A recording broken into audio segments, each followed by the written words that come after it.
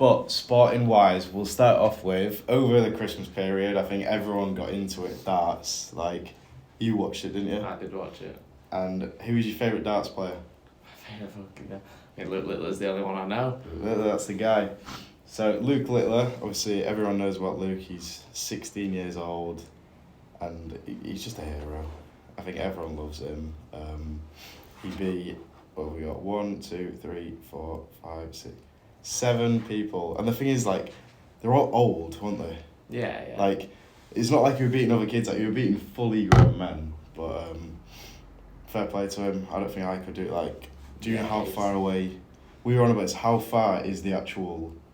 How far you have to throw it? Like, it's probably about that length, isn't it?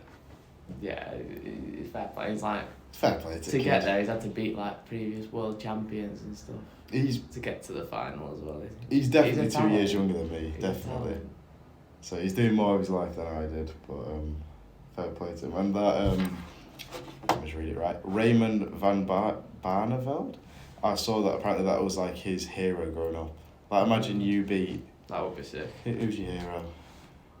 Darwin Núñez. Imagine you beat Darwin Núñez in a one-on-one game of fucking like Panna or something. It's the dream, isn't it? But like, I think to be fair to him, obviously now he's set up. He's like oh yeah, completely. Everyone knows it. It was almost like when England get to the final and your grandma starts watching football. Like, that's what he did just by himself. So his name alone, like he's gonna get so many different sponsorships. Completely sorted for the rest of his life. And like again, I don't know darts, but he's got into that Premier League thing. And looking at, I think it is literally just like 8 of like the best darts players in the world. Europe, I don't know how it works. And they just all play each other like a scoring system. For him to be in that, but I think before the World Championships, he was like ranked like 150 for something, and now he's in the top 8 darts players. Yeah, and just like the crowd, I need to go. It looks so good. It does look good. There's one in Leeds. We've said we might go, but I don't know. We'll see. But speaking about niche sports that we've got into, right? And we haven't got into it, but we was sat in my flat, and the TV like was playing up. We were trying to play a bit of career mode, and it came up with snooker. Now we are advocates of snooker now because it's just a little shout out to Ding Junhui. Junhui, yeah. So essentially, when we clicked on, neither of us could be bothered turning the telly over, and we started watching the snooker. He was playing against Ronnie O'Sullivan. Again, we didn't know any of these people. And for half of this, we didn't know how the scoring worked. That's what we were mainly discussing. We didn't know how it worked. But essentially, what we saw is, as soon as we clicked on, Ding got 147 maximum break. So essentially, he got like the best score you can possibly get. Yeah. Which like, hasn't been done for like 15 years. The chance that I think we'd been out somewhere, I think we'd been Nando's or something. We come back, put on the telly, and we witness something for the first time. I think it said like 9 years or something. It was because like, it's happened, but it was at the Masters. Yeah, it's at this place, yeah. Not happened in 9 years. Event. And we click on, and it happens. And then, like, 4 people before I've ever done it. So you've got Kirk Stevens in 1984, Marco Fu in 2015, and then you've got Ding, who's done it twice. Yeah, he's done it twice. Still lost, though. Yeah, he lost 6-3. Again, we don't know how the scoring works, but it was crazy, wasn't it? Like, fair play to him. Crowd were loving it. He just did not miss a shot. The crowd got up for it. So I think, like, my thing for 2024, I want to get into these smaller sports. Like, I know to the fans, darts is huge, snooker's huge, but, like, we are just football. That's it. And I'm loving it. I'm loving snooker. I'm loving darts. Good bit of entertainment. So that's the thing. What is your sport for 2024? Sport. You're not allowed darts. You're not allowed nothing that's already been mentioned. What is? I'm trying to think.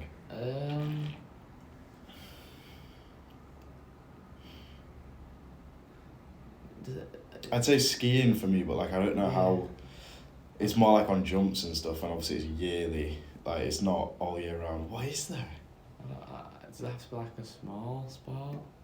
Well, what you Because think? I'd say like basketball, but like because I Basketball's like good, it. yeah, I've never been into basketball. You can have basketball.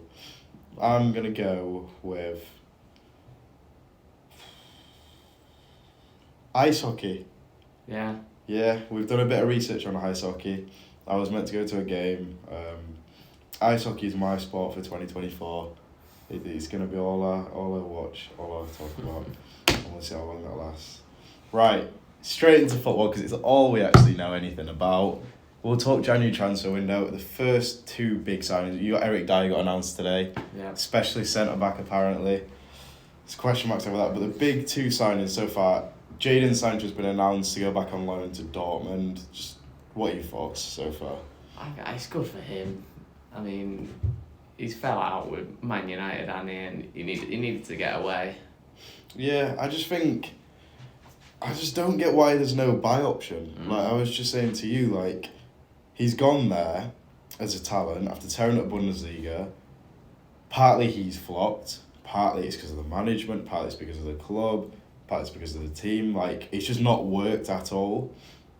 So surely you'd want to get out of there. So like if you can get a loan, go out on loan, tear it up, and then you'd leave. Like forget about United. Like surely as like a professional footballer, he's still young. He almost has like a point to prove. Like he wants to prove that it wasn't him maybe, but he just feels like he's almost like easy 6 months in Germany. Yeah. Come back to United. Hope everything's forgiven. Like I don't know. Obviously, I'm not the biggest fan of United, but I don't understand.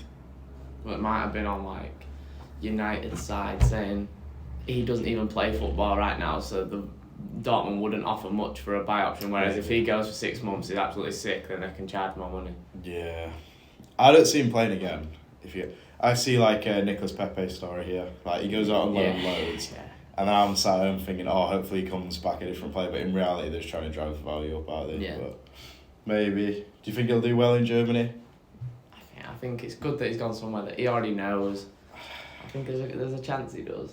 I like him as a player, but I don't know. He just feels almost like a bit like Marcus Rashford. I feel like there's a ceiling, if you get what I mean. Like, do you see Jadon Sancho getting back to what he used to be? I don't know. He's still young. Yeah. The other big signing on a permanent. It is on a permanent. No, it's a loan with yeah. Timo Werner to Tottenham. Can I get your opinion on this? I like it, you know. Obviously, a bit dodgy at Chelsea. Missed his fair share of chances, but I don't know, there's just something about him. I really like him. But I think it could definitely go sour. Like, it definitely could. On my career mode, he's great. But if you actually look at it, you could have a strike force of Richarlison and Werner. Yeah, it could. Yeah. Which really is questionable. But on form, it works. They are great. But I don't know, I think Timo Werner, 6 months. Tell me, do you think he's torn it up in 6 months' time? I don't think he's unbelievable. I reckon he does his job. I reckon he scores a couple of goals. 8 goals. I think he'll be better than he was at Chelsea. Yeah, there's less pressure as well, though, isn't there? Like, he signed 50 mil young. Yeah. I don't think anyone's going to really pay any attention to this signing other than if he hits the ground running. I'm going to predict 8 goals, 3 assists for Timo Werner until the end of the season. Now, obviously, it's the January transfer window will go on. I don't know if we get through all 20 teams, but we're going to pick a player that you would sign for each Premier League team in January, okay? We've got the Prem table here, so we're just going to go chronologically. Starting off with your team, Liverpool. I'm going to pretty much hand over to you because you know better than me. Okay. Liverpool. So, if I was to pick any of one for us to sign, it's either going to be a defender or a defensive midfielder. I'm going to say, just off the top of my head, I would go João Palhinha from Fulham in defensive midfield. That seems like quite like a Klopp signing. That's where I'd go. He's a bit old, 28, 29, but it's exactly what we need. Jeez. Yeah, who even is your midfield now? Well, right now, because Endo's is in gone. The Asian Cup. McAllister in the 6, and then Jones and Soboslai. Well, Soboslai's injured, so Gravenberch and Jones. Yeah, all our players like injured and then gone on holiday. Fair play that you top a league. Like, on paper, I don't like it, but right, Aston Villa. I was thinking this right a minute ago. Who do Aston Villa need? The attack, I like. You got Watkins, Diaby. Yeah. Who's on the left? No, they play like a 4-4-2 almost, with like Watkins and Diaby up front, with like Bailey, Alright. someone. Nice. Like Defence, you've got Konza, Diego Carlos, Pau Torres. I think they start Pau Digne. Torres and Carlos, Matty Cash, Digne. Yeah. I would It's go. quite a well balanced. From that, because we couldn't really name the midfield. Just a bit of depth, probably. Just like Yeah. I don't know, like a Wilfried Zaha. Just like a. Second in the league, Aston Villa. So Might as Wilfried well. Zaha. I'm gonna say. Who did I sign in my career mode? Do you know what? Arsenal linked with him. Amadou Onana. Solid midfielder. They've got a good midfield. Who? Douglas Luiz, Kamara, John McGinn. They're a good side. They're very well And balanced. they're well drilled as well. It's like. I'm going to stick with Onana or like an attacking winger to kind of just give competition for like Bailey, Diaby, just someone like that. But he's on paper, they're very good. City, like, 50 mil, anyone. Anyone around the 50 mil margin, Pep will make it work. They might as well. Who? Where are they lacking? De Bruyne's back. That's another thing, like, the only thing that they're lacking was that De Bruyne, Yeah. and now he's back. You got Um, Bernardo, so the creativity's there, the strike force is there, the midfield, Rodri alone. Just like. They've just signed Vardiol. Might as well just. Sack it off for a year, just nothing. Just sign Mbappe. Yeah, no one for Man City. Might as well. Yeah, which is just, Arsenal, right? This week I've made it my mission to talk to Arsenal fans. Everyone has said striker, obviously. The two big opinions that I've got is from one person saying, in 3 games we've had 71 shots, scored 1 goal. Ooh. That's an issue. I also spoke to another Arsenal fan that started kicking off at me for saying that Gabriel Jesus maybe isn't the guy. And he said the only striker he'd take over Jesus was Mbappe. Really? Lunatic. For me, I don't think Ivan Toney's the guy for us for years, but I think right now it kind of makes sense. And he's coming back from the ban. You could maybe get him 10-20 mil cheaper than when he was playing, I don't know, in the summer. Ivan Toney, I wouldn't want to risk like 100 mil like an Osimhen or something right now. That's like a summer signing, isn't it? Yeah. I also don't think we've got the money to go out and do it, but No, I like the Tony signing. I like it, but I right, like the Tony signing. I might be a million miles off, right?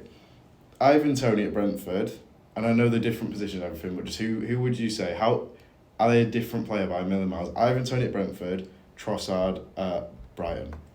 Yeah. I think they're both just good players at the club. I know Tony's a complete different style of player. But it's like, it's not just about like stats and stuff, it's just the way they play. And I've watched Tony week in, week out yeah, at but Trossard Barnsley. isn't getting 17, 18 Premier League. I think Tony got 17 Premier League goals last season. Yeah. I'll give you it.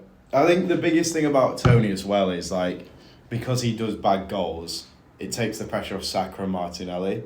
And even Odegaard, because last season it was so free-flowing that, like, I don't know, Saka had like 12 goals, Martinelli had 12, Odegaard had like 10, Jesus might have had 8, and Keita had a few. Like, it was coming from everywhere, even Xhaka. Yeah. Whereas this season, I think there's been so much more pressure on Saka and Martinelli, and I don't think either of them have been as good, which they're not going to be as good every single year, but like I think there's a lot of pressure on both of them right now. So if you just get a guy that is just going to bag you 10 goals till the end of the year, yeah, Ivan Toney will go with it. I don't think we can afford him. No, We'll go with I it, keep though. seeing Arteta saying you've got like no money. He's got no money. His job is to make the squad that he's got better. But like looking at this, 1 win in 5 games. Yeah. It's horrible. You are not on form. No, defence, I'm happy. Left back is an issue though because Zinchenko's injured. Tomiyasu's at thingy. Oh yeah. So right now Kivior's playing left back. I saw Tini said that he's not coming back, so that's good. Maybe a left back, maybe a striker, but I'm not really bothered about a midfielder right now. Tottenham.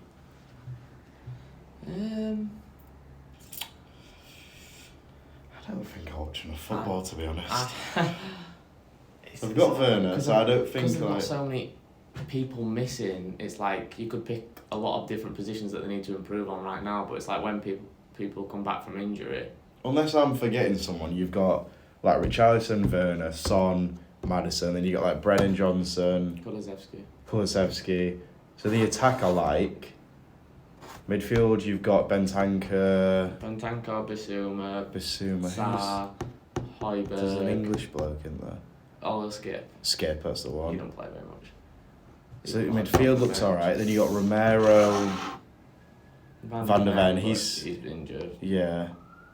And then Pedro Porro, and they've kind of been starting, but because they've got so many injuries, they've been starting like Ben Davies and Emerson at centre back. It's not a bad team, is it? And then that keeper's done well, hasn't he? He's been really good.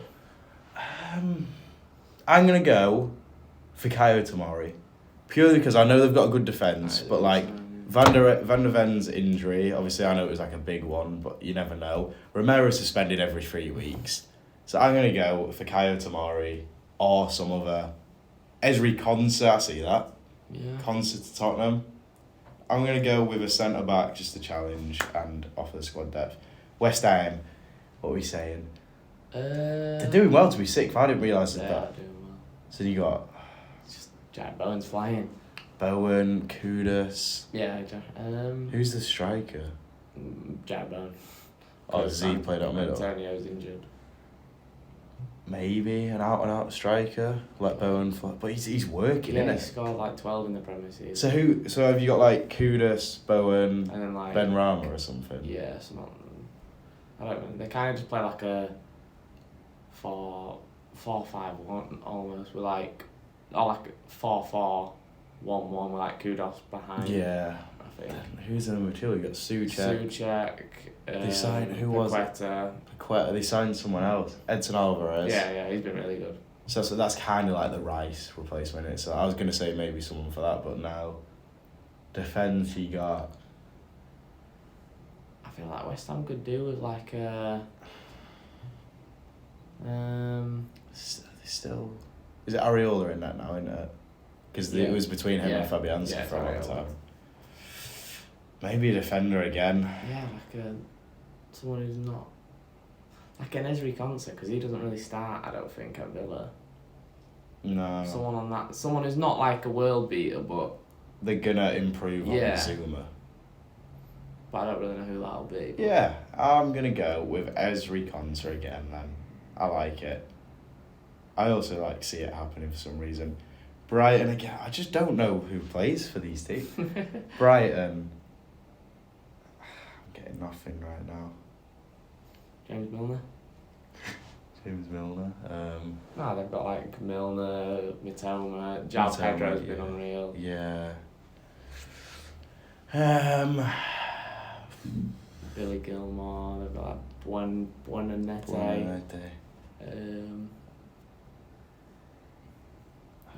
Like Van Hecke or something at centre back. They got a young keeper because I signed him in career mode. I've got nothing. Man United, right? This is one I've been thinking about. I'm going to let you go first because I've got a proposal, all right? Proposal? Yeah. Man United, if they could... They need a lot, to be honest. Yeah. Can't really pick out Who is the one man that you back? What? Because they're 8th right now. For them to sign? Who do you back them to come in and help them get, I don't know, Europa, Champions League? Everyone they sign is just shit, though. Mm-hmm. I've got the perfect signing in mind. I am gonna go... I don't... Because they have so many weak areas. Mm-hmm. I think what they need is Onana from Everton. Yeah. I like that. Yeah. Because I don't like McTominay. Right, so for me, I think if you look at United in the past few years, look at the signings that have come in and worked, like Bruno, great, yeah. But a lot of them have been old. Casemiro's done a job. Varane's been alright. Ronaldo did well. Zlatan. They've all come in. And, like, I know you don't want an old player, but it's January. Like, you need whatever you can get. My suggestion for Manchester United in January, Lewandowski. right? He's had a few years in Spain. He's 34 now. I think everyone involved would do it, apart from Barca. But just look at it. Lewandowski, come play in the Prem. I don't think he would. He's going to bag you some goals. I think that's who they need to push for. I know they're weak defensively, they're weak in the midfield. But if truly, bang them some goals in, Robert Lewandowski. And then you got to look at, you had Ronaldo. You had the old striker to guide the players and you got rid of him. And I get maybe some people say it's a mentality issue, but also to me, I think Ronaldo is the perfect guy right now. But Lewandowski. I mean, I like it, but I don't see a world where he'd leave Barca to go to Man United. It's fine. It's hypothetical. It doesn't matter. So that's my signing for Man United, Robert Lewandowski. Now Newcastle. I was speaking to a Newcastle fan yesterday. He said a big issue is the strike force, because Isak's injured again. Wilson's had like a long knee injury apparently. But who do you sign? Because you've got Isak. Is he injured? Apparently. Well, because he scored 2 against Sunderland the other day. Right. This is what my manager at work was saying. Oh, he might have been saying that he's injured all the time. He does get injured a lot, yeah. But like, who's in their strike force? So you got Isak, Gordon and Almiron. Almiron's been a bit shit though this season. Yeah, maybe just like an attacker that can play in the field. Yeah. It's not going to happen, but Leandro Trossard, it's not going to happen at all, but you can play down the middle, you can play on the wing. That's the signing. We're talking hypothetical, so it doesn't matter. They need a winger who can play on the right. Yeah, we'll give it Trossard. That's who I'm signing for Newcastle. Have you got anyone else? Or? No, I don't think so. Nah, we're sticking with Trossard. Chelsea, no one. Like, it's not going to work. No, sign Osimhen. They're linked to him. They always are. Just look at that. You got like Parma, Osimhen, and Nkunku, like Mudryk, Sterling. Oh yeah, they've got a lot of on talented paper, players, but they're just shit. Yeah, and that's what they were a Chelsea fan yesterday as well, and he was saying the biggest thing he don't like about their team is the midfield. Bear in mind they spent 300 mil on 2 players. Like, the best midfielder is Conor Gallagher. Yeah, and they're selling him. Apparently he's going in January and all. Yeah, right. Wolves, I know nothing. Honestly, about any of these teams, I don't think we could offer a great deal. Yeah, that's fair. The biggest one though, Brentford, keep hold of Tony. Yeah, look at that form. Yeah, lost 5 in a row. So he must have started alright then. Yeah. If they can keep hold of Tony, I could see him finishing around like 11th, 10th. Like, they got a game in hand, they win that, go up to 14th. Yeah, they really do need to keep... I think Tony will stay. I do. I think everyone's almost talking like, will he go to Arsenal, will he go to Tottenham? I think he's happy to stay until the summer, unless Brentford got offered like 80 million or something then. Exactly, I don't think it's that cut and dry. I think it's... He'd be happy to pick up his form for 6 months and then get the summer move, probably. And like, even for players that I'm not a professional footballer, but like, surely it's a lot easier to kind of move house and stuff in the summer. Yeah. Like, everyone's planning, whereas January it's a month, and now what's the date today? We're on to the 11th. Yeah. Like, imagine it gets a deadline day, and obviously you know a few days before roughly what's going on, but I don't know, maybe he stays, and I think that's a big signing for him. Everton, do you think they'll go down? No, I don't think they will. That bottom 3 will go down. Look at that, Luton could go above Everton here. Saying that Everton have won 2 in a row. Yeah, Luton, Burnley, It's Sheffield the other way United. around. They've lost 3 in a row, I think. Is it? I think. Oh, maybe it's the complete opposite then. Yeah, 'cause they lost to Man City, I think, in the last. Luton look exciting though. Yeah, Luton have been honestly, quite good recently. I obviously love Carlton Morris. If I'm right, as a guy that doesn't watch Luton, my suggestion for Luton, sign a winger, because I don't watch them. I don't know anything about how they're playing really, but I know that Jacob Brown almost starts for them, and that is just that Jacob Brown, after watching him at Barnsley, for him to be starting for a Premier League team, no. So I don't care how his form is, I don't care stats, anything. You need someone to replace him. Keep Carlton Morris, but not Jacob Brown. Just have Ross Barkley, Carlton Morris, and a winger. That's all you need. Jordan Henderson. Jordan Henderson, have him, yeah. Him and Ross Barkley at midfield. It's a partnership. It would be nice. Right, now we're going to move on to boxing. And essentially, in front of my face right now, before we get into it, we was thinking about influencer boxing, and if we was to ever get a fight, who would you fight? Now, I'm going to start off for me. Official call out, right? Simple Simon. I back myself. Like, let's just look at this. 5'8". When we measured, it said 6.05. We'll say 5'11". We'll stay humble. You're 6. We'll stay humble. 78 kg is a bit of an issue though. I'm probably sat at like 74, 75 right now. There's nothing in that. There's nothing in it. It's Simple Simon in it. 69-inch reach. I don't know what my reach is. I'd say I've got long arms, but I don't know. He was born in 1970. This says here that he's got one less. He's got two though, hasn't he? Yeah, no, this is just like on Misfits, I think. I would say because he lost to Ed. Yeah. And then he lost to, was it like Dad or something? Oh. Some old bloke, definitely. So yeah, Simple Simon. Let's run it. I'll fight for free. I will fight Simple Simon. Have you got anyone? I don't. You got no one? I don't have it. Not fancy yourself against like Dean the Great? Funnily enough, I don't. I reckon you got it. Nah, Simple Simon will do you in, mate. General G though. General G called out Simple Simon today. It'll be an entertaining one.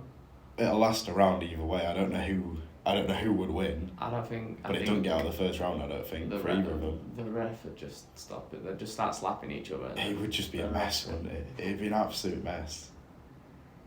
How does a General G Simple Simon... I think Simon presses, comes forward, General G overhand right, Simon's out cold. How old is General G?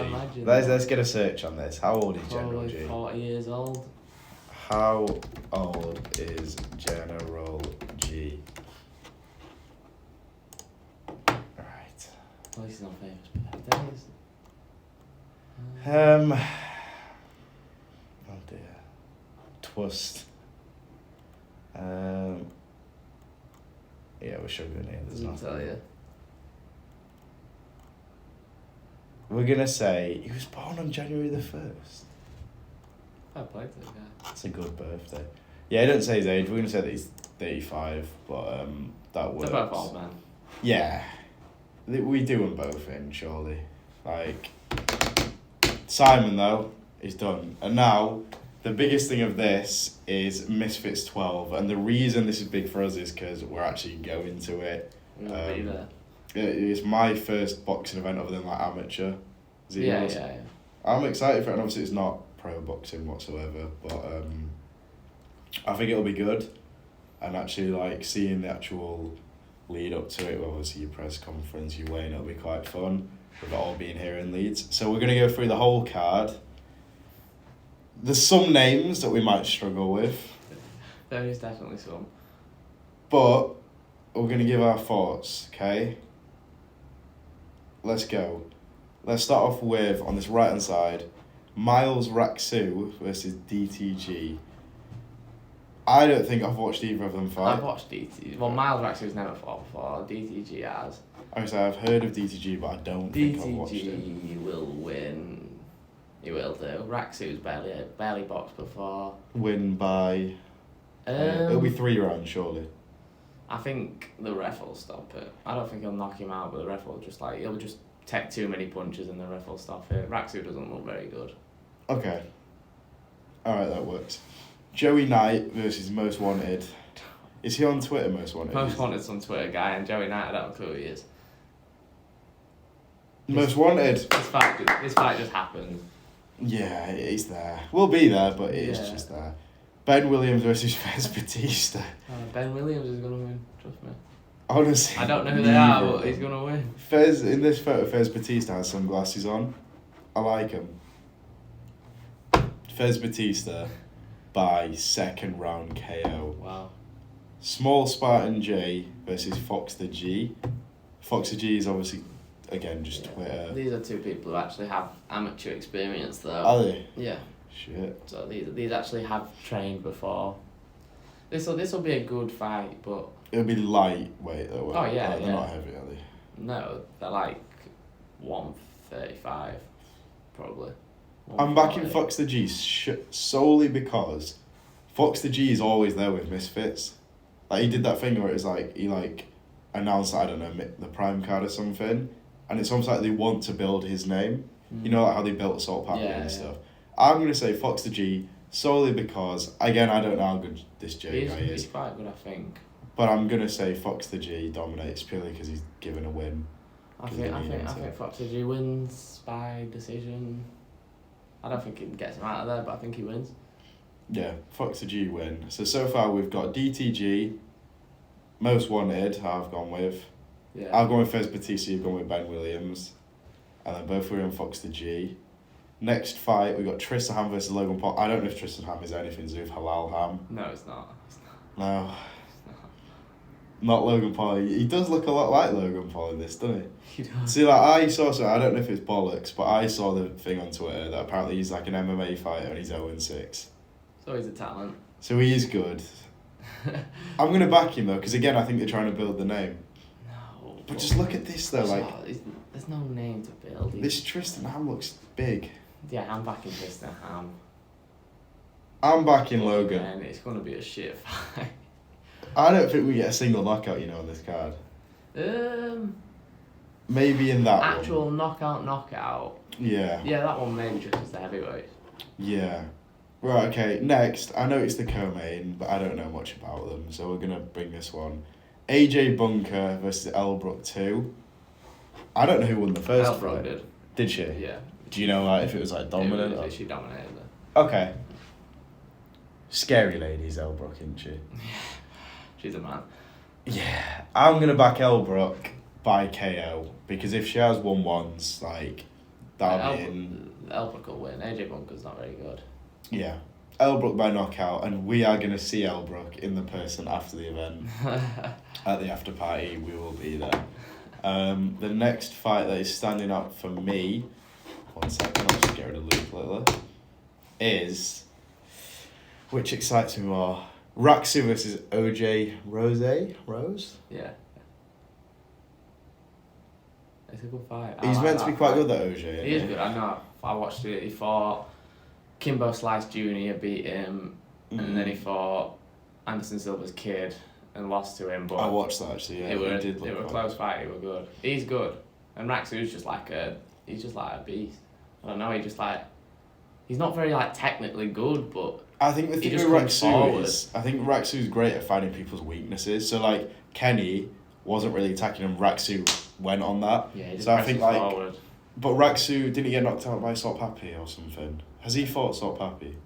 No, because he wants to fight him. He fought Anthony Taylor and got knocked down in the first 5 seconds. But he didn't get knocked out, he just got knocked down. I think if Raxu fights someone who's like technically sound, like little weaknesses, I think maybe that's where he loses.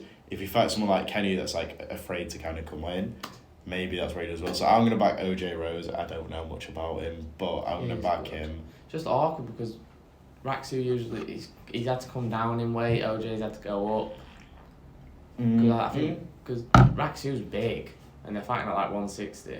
Right. But I think OJ Rose will win on decision. Yeah, decision, yeah. I don't think he knocks him out. The second last fight is Chase Lamar versus Minicon, and this has just been announced, hasn't it? Yeah, I'm excited because it's heavyweight. I like Chase Lamar. I think he's a funny guy. He brings entertainment. I'm backing Chase purely because I want him to get a few wins. Because I swear he was supposed to have like a year ban though. There's no way he's been out for a year. Oh no, but then like I can't remember, there was a reason why his ban got rescinded. Oh, it's because he stepped in last minute to fight some like pro MMA fighter or something. I can't remember what card, but one of the cards. Yeah, he has fought since. So Misfits like let him off. Yeah, even though he tried to like kill someone. Yeah. Minicon just fought Arms, didn't he? Yeah, and lost. Yeah. Minicon's, he's always proper unfit. Like, not unfit, but like, he always gasses out by the 3rd round. Whereas Chase looks he's always in better shape. dead tired. Whereas, is it going to be like an Arms story? Like, Chase looks so, like, big. Could he gas just on muscle mass? I mean, what do you reckon? This is, looking at this poster, that's probably the 4th last fight. So it's probably still going to be 3 rounds, isn't it? With Minicon, he's been boxing for ages, and every time I've watched him, he hasn't improved. I've watched him fight like 4 times now. Mm. But then Chase Tamar's just shit. Like, technically, he's not very good. But No.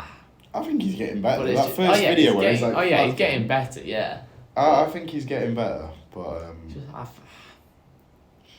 I'm backing him. Chase Tamar, win. Yeah, I'll back it. I will.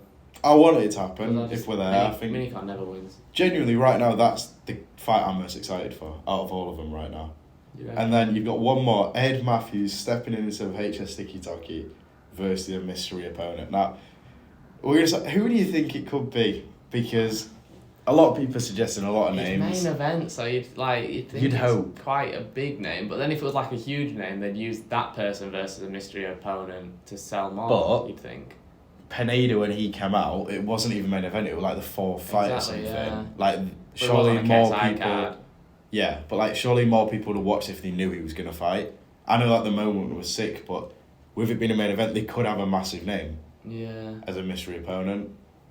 And as well, like if they do have like a Deji that walks out, that will boost Misfits tenfold. But he's like fat right now. I don't think he's Is been he? training very much. I don't know. A lot of people saying Ginty, and I don't want to watch Ginty. Yeah, I don't like Inter. I'm not a fan. I like a Pineda Ed Matthews fight. Yeah. I like it. They're both quite like skinny tall, aren't they? I think they'll also both back each other against each other, if you know what I mean. Yeah. Yeah, Pineda has the confidence now. He's had a couple wins now. But can you do 2 mystery reveals of Pineda? He's just like the Because guy they will have thought of everything. Can you do that? Yeah. Because then it's not really a mystery if like everyone expects it. But then if it's Ginty, then like everyone will just no one likes Ginty. It's all I see on Twitter. No one likes him. I think Ginty's in the next card. Maybe. I think what they're going to do is Elbrook beats AJ, then they're going to reveal Misfits 13, and that's where Ginty comes in. They're going to reveal Ginty against someone else because Ginty tweeted the other day, like very recently, like just got some fight news and it's exciting or some shit, and I'm talking like days ago. Surely, if there was a possibility of this HS card being pulled off, you have a backup fight as a main event. He wouldn't have just found out. Yeah. He would have known that he was a backup fighter. I know it's a completely different fight, but you would have thought he'd known. So I think Ginty's gotten an offer for Misfits 13. He's tweeted that to get people in like, oh, maybe he's a mystery opponent. And he's going to step in after the Elbrook fight. And everyone's like, shit, so it's not Ginty. Who is it? And that's when Pineda's going to walk out and knock out Ed Matthews in the 3rd round. Would just be mad if it were like Salt Pappy though. Coming back off a loss. So what you have to think, right, is main event. So surely you're talking at least 5 rounds. Yeah. Is Ginty doing 5 rounds? And I don't think Ed Matthews will do 5 rounds. Because he just like goes around like smoking and It's that. roids, isn't it? I don't think he'd be able to do 5 rounds. No. I mean, he did 4 against Blueface. It might and he be was 4. I mean, dead what was then. like... What's a sim fight? Like, the J Swing, the Churlies fight, was that 4 rounds though? I think it might have been. Yeah. So it could be a 4-round fight. It's just boring. It's non-pay-per-view as well, isn't it? Yeah. Maybe we don't get Deji. I think Pineda ticks all boxes, genuinely. I think it's the most likely one is probably Pineda. Pineda headlining is like a non-pay-per-view event. Like, Yeah. yeah, final predictions, it's Pineda beats Ed Matthews. Because, again, I don't rate Ed Matthews at all. That is the final predictions of my card. Right, and then we're going to run through it much quicker than usual. But we're going to go through the Premier League predictions for the weekend. We'll get a bet on it again. I don't know There's where only a it's... couple of games. I don't even know where it is. Go on the Premier League website. Premier League. Yeah, I'm going to say it's a lot of teams have the week off, don't they? Let's run through this. Burnley versus Luton. Both in relegation zone right now. I'm back in Luton. After what we've just been saying. I think it'll be 2-1 Luton personally. Luton, Jacob Brown hat-trick. Right. No. It's going to be Carlton Morris gets a break. No, Carlton Morris 1, Mads Anderson 1, right? 2-0. Okay. Chelsea, Fulham. Fulham are good. I think it'll be Some alright games here, isn't there? 2-2. No. 2-1. No, 2-2. Yeah, 2-2. I like it, but I'm going to go different. I'm going to go Chelsea win. Then Newcastle City, I'm going to go... I think this is where City turn it on, you know. Yeah, probably. De Bruyne back, match week 21, like it's second half of the season. City 3-1. I think it will be 2-0 to Man City. Everton Villa. Shock Everton win, 1-0 Everton. 2-1 Villa. 1-0 Everton. And the last game of the week, you have United Tottenham. I'm going to go 2-0 Tottenham, Timo Werner brace. I think it'll be 3-1 Tottenham. I don't think Werner starts, but I think there'll be 2-1 up. Werner comes on, he bags the winner. Well, Yeah, I like it. So, final predictions. Luton, Chelsea, City, Everton, Tottenham. Then you've got Luton, draw, City, Villa, Tottenham. Okay, yeah, we'll sort that at the end. And yeah, that's all for this week. We'll try doing another one next week, maybe. It might be better off now doing it after the Misfits event, get a reaction. So around next week or the week after, there'll be a new pod going up. And that is everything.